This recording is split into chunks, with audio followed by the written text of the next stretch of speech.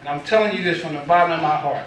The jail rate for African Americans is higher than the unemployment rate for anybody. Our jail rate is almost 80% for African American men. It should not be that high. And I'm just pleading to y'all from the bottom of my heart, whatever you're doing, try, not even attempt to do it, stop doing it. And that's the same thing with the women. Because all they doing now is they using the pipeline, they figuring out a way for us to go to jail. And we're not brothers and sisters, y'all are the leaders. Y'all have to challenge us to want to be better, but y'all have to challenge yourself to be greater. Because the older you get, the more the challenge is going to get, the bigger the challenge is going to get. There's too much talent in this. There is too much talent in this room for y'all not to be further along in your career. Whatever you choose to be, whatever you choose to do. You know what I mean? You got to think about that. And everybody isn't meant to be a leader.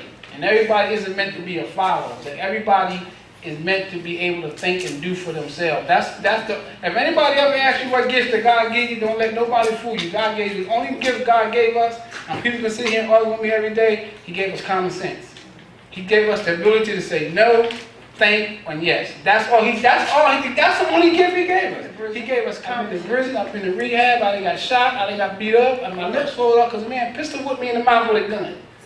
That is no fun. And then he shot at me running down the street. My brother is in the ground right now because he got his face shot off. You ever seen anybody's face get shot off with a shotgun?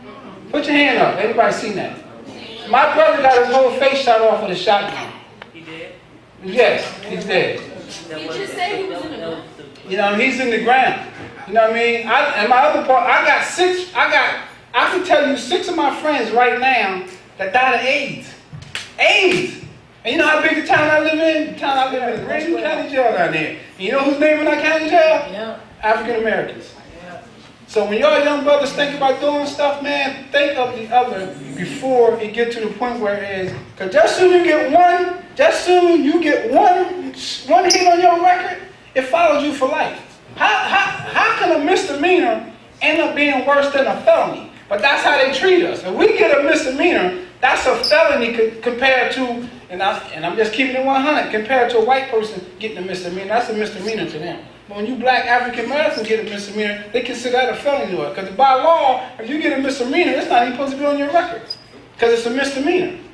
Anything under a certain amount of money, anything on a certain level of crime, it's supposed to be a misdemeanor. After you do your little probation or whatever you get on, they're supposed to expose you from your record. They don't even do that. I've been here since 1995. I went to prison in 1992. Now, I went for a job application. I want y'all to listen to them tanks. I'm telling you some real stuff here. I went for a job. They said, well, we only go back 7 years. Okay, so I'm getting ready to go to work. They called me up the day before I go to work. They said, look, we can't hire you because you got a criminal record.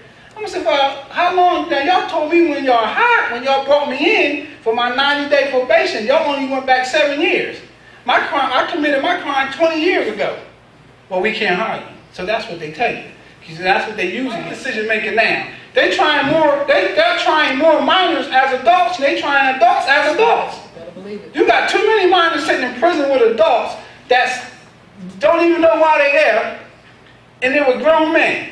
And kids cannot think and react and do what grown people do. I don't care how grown you act. I work with young brothers and sisters. I work with anybody that want to be in a position to not get caught up.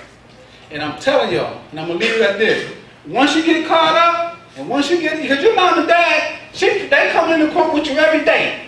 But the day you turn 18, this is what they do. You get through the prison door, they say, hold. When you go to court, they say, hold. What you here for? I'm here to support my son. Your son a grown man now. He got to support himself. That's how the system works. And the system doesn't work for nobody.